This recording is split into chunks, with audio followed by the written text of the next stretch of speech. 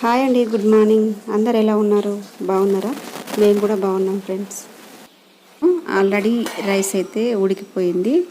కొంచెం శనగపప్పు అయితే నానబెట్టుకున్నాను.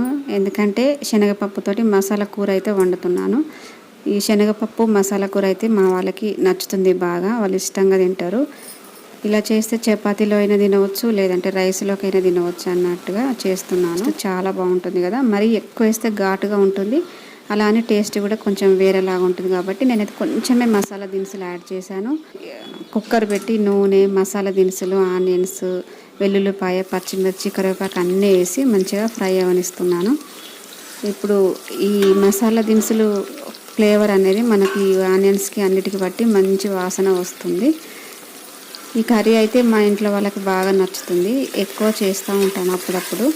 ఇందులో శనగపప్పు కాకుండా ఆలుగడ్డ వేసి కూడా చేస్తే టేస్ట్ చాలా బాగుంటుంది. అప్పుడప్పుడు అలా కూడా చేస్తాను. ఇప్పుడు ఇక్కడ కొంచెం పసుపు, అల్లం వెల్లుల్లి పేస్ట్ కూడా వేసుకున్నాను. వేసుకున్న తర్వాత ఆల్రెడీ నేను నానబెట్టుకున్న ఈ శనగపప్పును అయితే ఇందులో యాడ్ చేశాను. ఒక ½ అయితే శనగపప్పును నానబెట్టాను. అలా నానబెట్టడం వల్ల మంచిగా ఉడుకుతుంది కదా.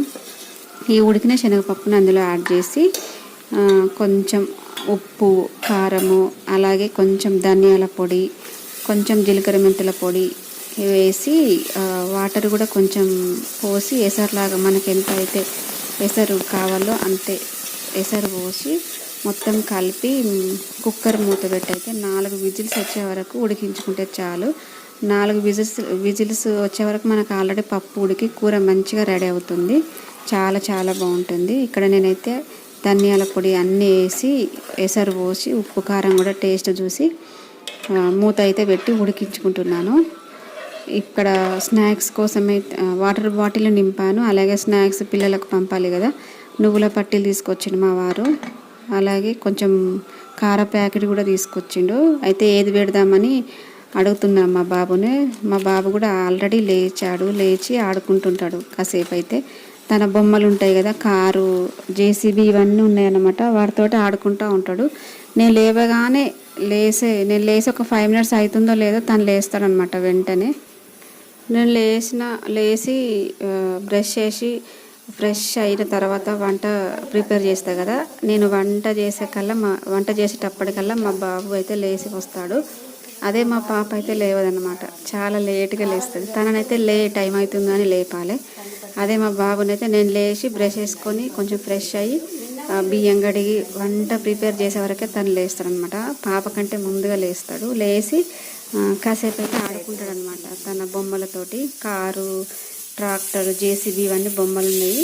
తనకు నచ్చిన బొమ్మలతోనూ 10 నిమిషాలు అయితే ఆడుకుంటాడు. అయితే నిన్న హోంవర్క్స్ అన్నీ చేసిండు, కాకపోతే ఒకటి మిగిలిపోయిందనమాట.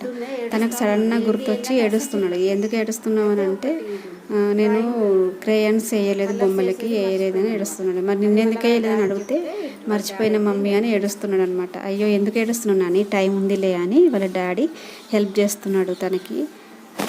ఎట్లాగో టైం ఉంది కదా నాని ఏడవకన్నాక అప్పుడు నిమ్మలంగా తనైతే వాళ్ళ డాడీ దగ్గర కూర్చున్నాడు. వాళ్ళ డాడీ అయితే హెల్ప్ చేస్తున్నాడు. ఇక్కడైతే బ్రేక్ఫాస్ట్ కోసం అయితే నాటు రవ్వ ప్రిపేర్ చేస్తున్నాను.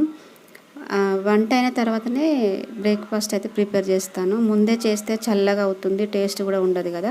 అందుకోసమే అన్నం కూర అయిన తర్వాత వాళ్ళకి స్నానాలు చేయించినాక ఈ బ్రేక్ఫాస్ట్ ప్రిపేర్ చేస్తా. అంటే ఉప్మా అయినా, ఇడ్లీ, దోశ ఏదైనా వాళ్ళు రెడీ అయినాకనే చేస్తాను అనమాట.